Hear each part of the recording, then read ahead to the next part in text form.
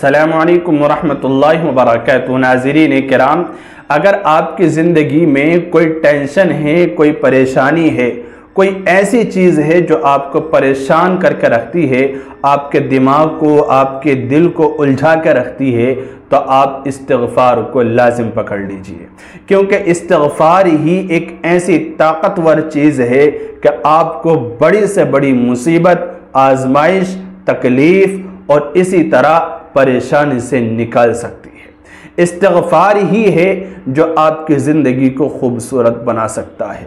آپ روزانہ ایک تسبیح پڑھنے کا معمول بنا لیجئے۔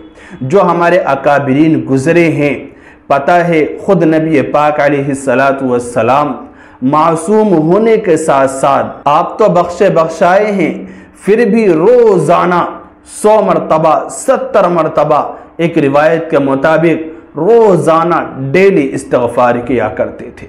صحابہ اکرام رضوان اللہ تعالی علیہم اجمعین میں سے سب سے زیادہ استغفار اگر کوئی کرتا تھا تو وہ سیدنا ابو بکر صدیق رضی اللہ عنہ استغفار کیا کرتے تھے۔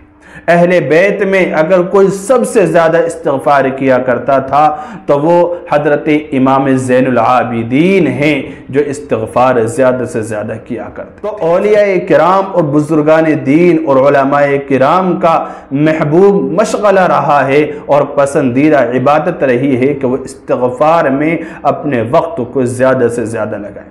چلتے پھرتے آپ استغفار کریں، سوتے وقت آپ استغفار کریں، آپ تہجد پڑھ رہے ہیں، نماز پڑھ رہے ہیں، ذکر و اذکار کر رہے ہیں، آپ تسبیحات پڑھ رہے ہیں، آپ استغفار بھی پڑھیے۔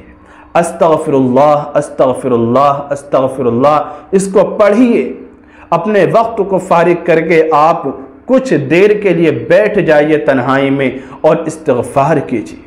استغفر اللہ الذی لا الہ الا هو الحی القیوم واتوب الیہ، کتنا اچھا استغفار ہے۔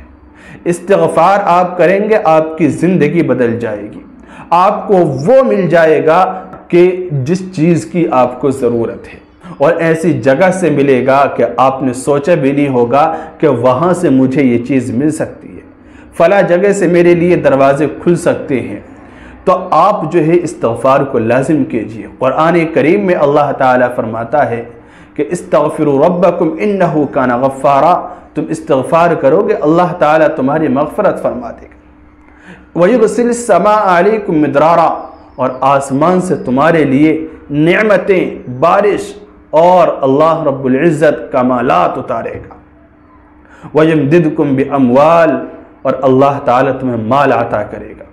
وَبَنِينَ، اور تمہیں اولاد عطا کرے گا۔ وَيَجْعَلْ لَكُمْ جَنَّاتٍ وَيَجْعَلْ لَكُمْ أَنْهَارًا، اور اللہ تعالیٰ تمہیں باغات، چشمے عطا کرے گا، دنیا کے اندر بھی آخرت کے اندر بھی اللہ تعالیٰ تمہیں جنت عطا کرے گا۔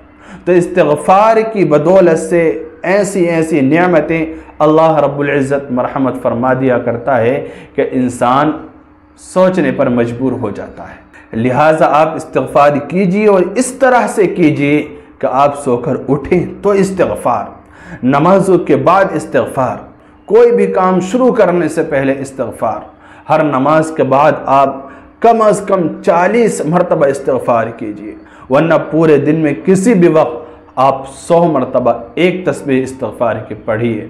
آپ عمل کر کے دیکھیے، آپ خود دیکھیں گے کہ کس طرح سے تبدیلی آ رہی ہے۔ آپ خود اندازہ لگائیں گے کہ اللہ رب العزت کی مدد کیسے دوڑ کر آ رہی ہے۔